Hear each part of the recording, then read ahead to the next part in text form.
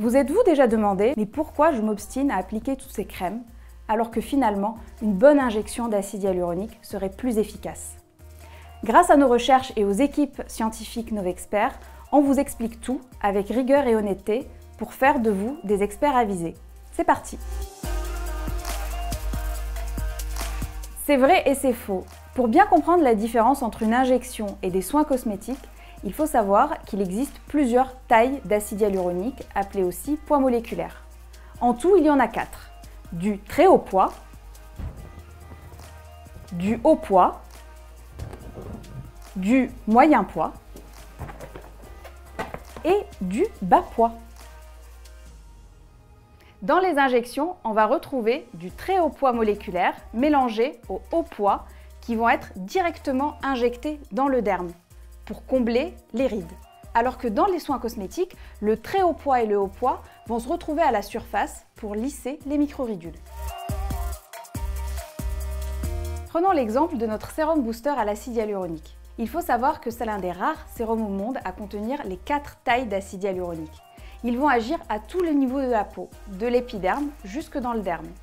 Il va agir d'abord d'un point de vue tissulaire, en surface, pour lisser et combler les microridules, mais il va aussi agir d'un point de vue cellulaire, plus en interne dans le derme, en boostant par exemple les collagènes. Les injections, elles, n'ont qu'un effet physique, un effet volumateur. Les injections et les soins cosmétiques sont donc complémentaires. Il faut savoir que l'acide hyaluronique a une durée de vie très courte dans notre peau puisqu'il est détruit et renouvelé tous les jours. Mais alors dans les injections, elles ont généralement une durée de vie entre 6 et 9 mois. Comment ça se fait? Eh bien parce que l'acide hyaluronique est couplé à ce qu'on appelle un agent réticulant, une sorte de garde du corps qui va le protéger de la destruction. C'est bien, mais cet agent réticulant est synthétique et il est peu ou pas biodégradable. Et aujourd'hui, il n'y a pas suffisamment de recul ni d'informations scientifiques pour savoir ce qu'il devient dans notre corps une fois que l'acide hyaluronique est résorbé.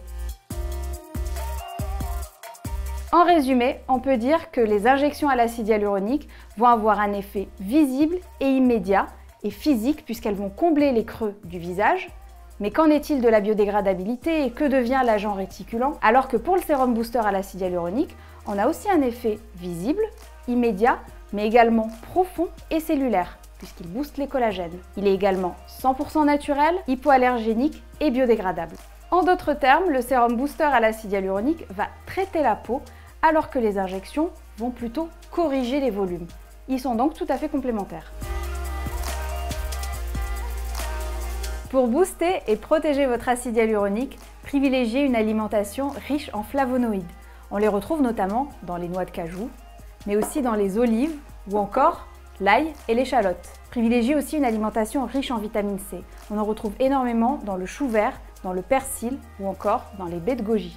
On espère que notre vidéo a répondu à vos attentes. En tout cas, n'hésitez pas à nous laisser vos questions en commentaire. Nous serions ravis d'échanger avec vous et de prolonger le débat. À très vite!